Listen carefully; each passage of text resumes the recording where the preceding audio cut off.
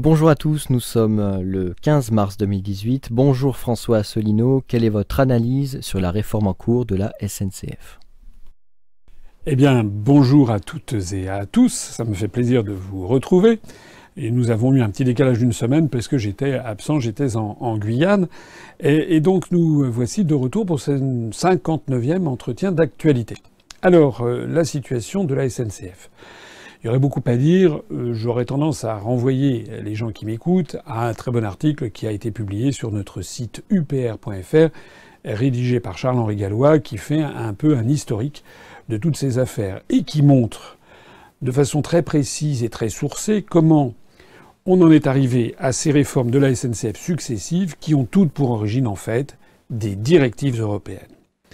Ceci m'amène à vous poser une question, à poser une question aux gens qui me regardent, ou plus exactement à leur suggérer de diffuser ces questions autour d'eux.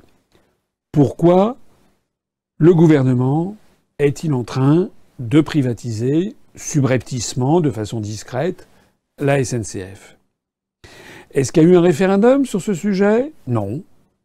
Est-ce qu'il y a eu, au moment de l'élection présidentielle, est-ce que M. Macron avait dit, dans sa profession de foi, lors de ses entretiens, je vais privatiser la SNCF et démanteler les services publics? Non. Il avait dit le contraire, au contraire. Il faut maintenir les services publics. Est-ce que, au moment des élections législatives, En Marche avait mis ça dans son programme? Non. Donc c'est une véritable escroquerie politique.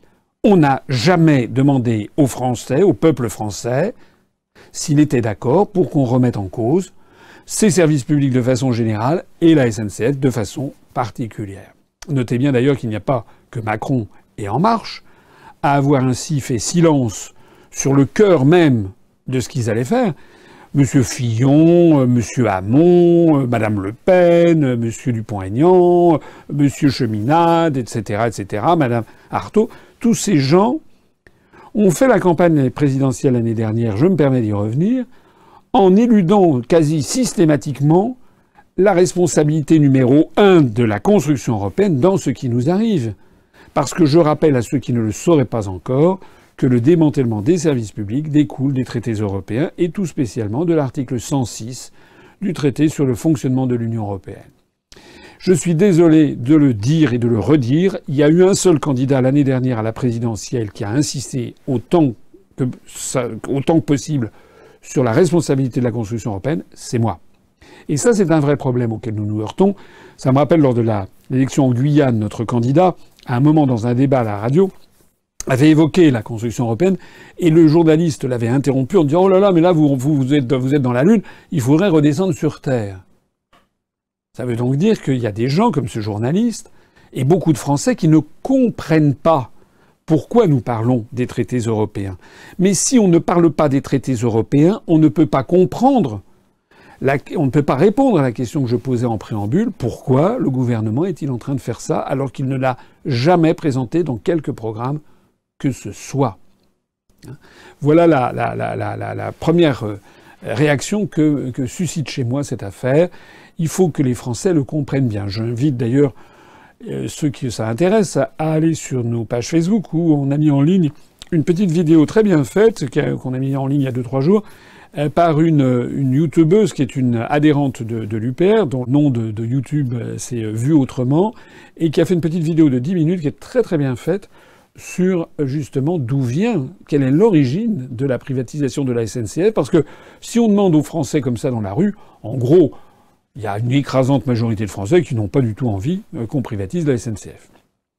Alors par ailleurs, qu'est-ce que c'est que les résultats à en attendre? Les résultats à en attendre, on a quand même un contre-exemple majeur, c'est quand même ce qui est arrivé au Royaume-Uni.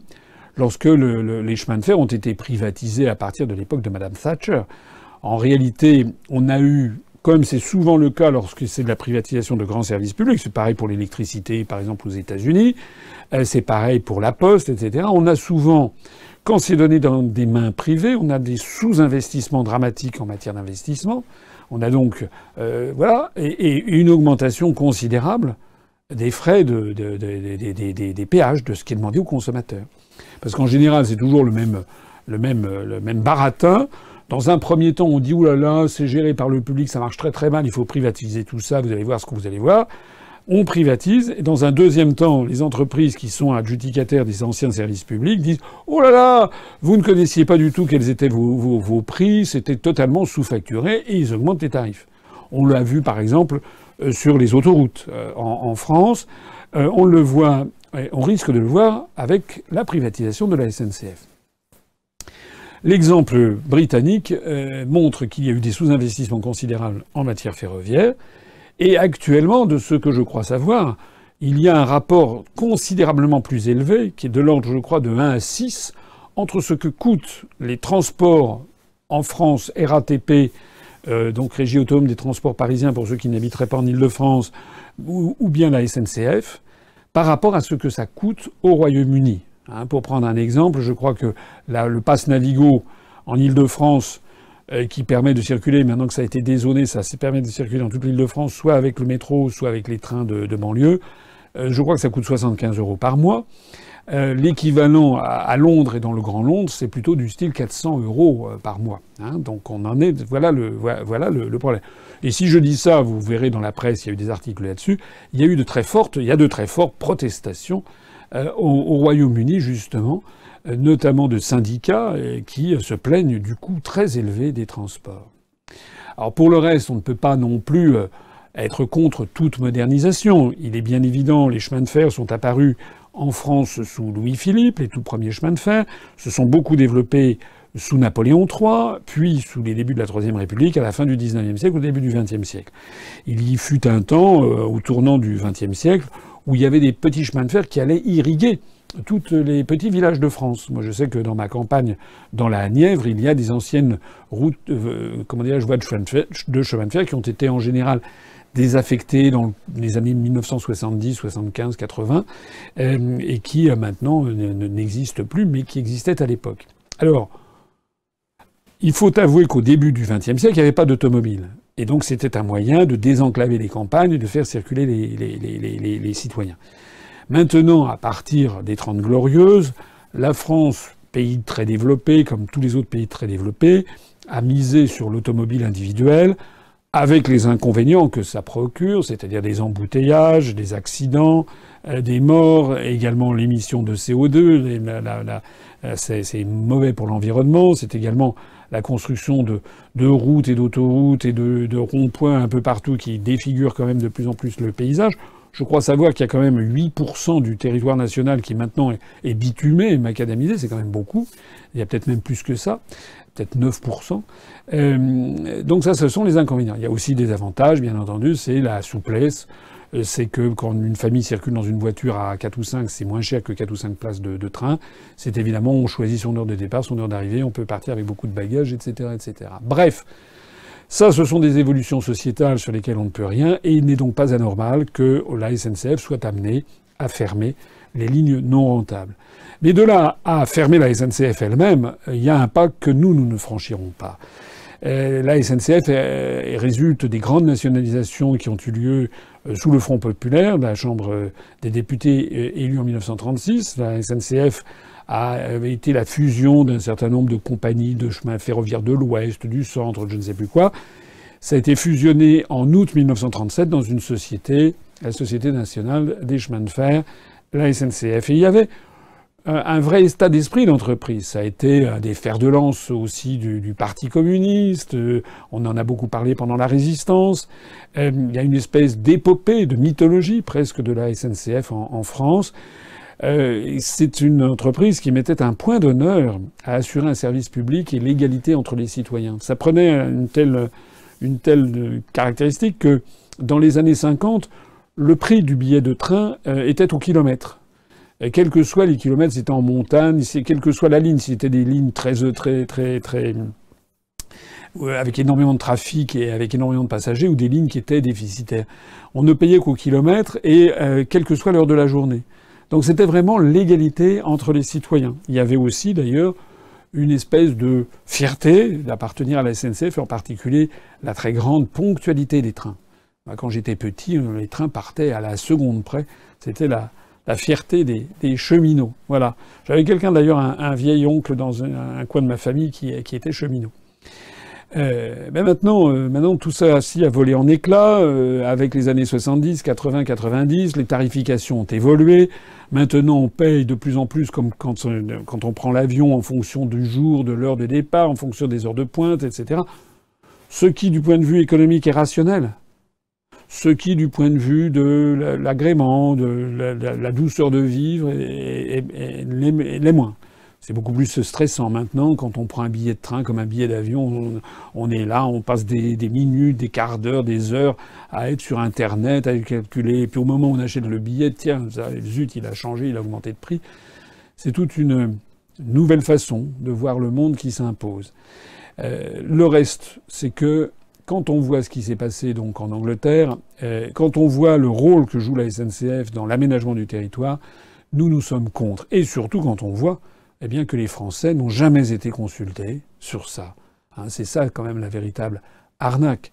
Toutes ces décisions sont prises sous l'empire des traités européens, ce qui permet d'ailleurs de dire que lors de l'élection présidentielle qui avait eu lieu l'année dernière, sur les 11 candidats, je suis désolé de le dire, mais il y en a 10 qui n'ont jamais mentionné la question de l'Europe comme étant à l'origine même des problèmes français.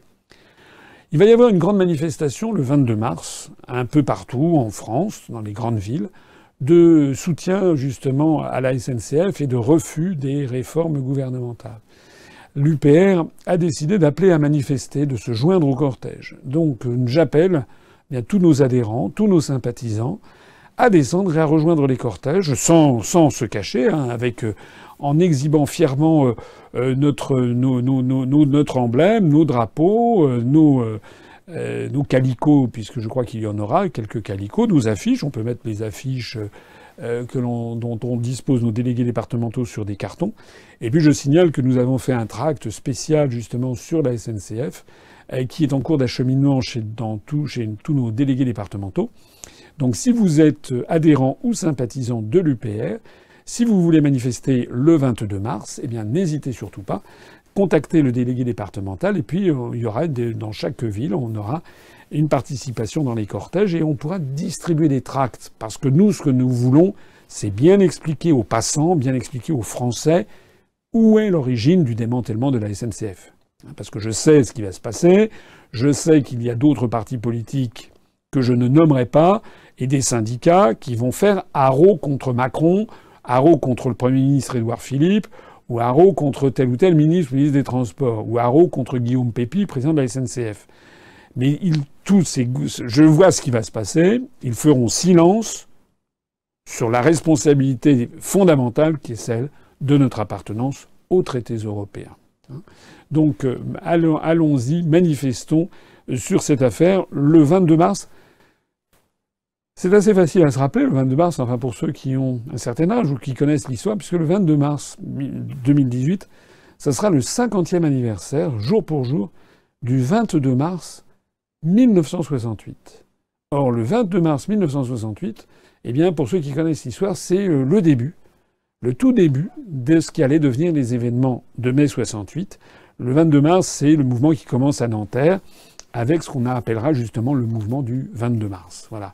Est-ce que c'est prémonitoire ? En tout cas, ça mérite de l'avoir à l'esprit. La France, je pense, est dans un état de quasi-ébullition.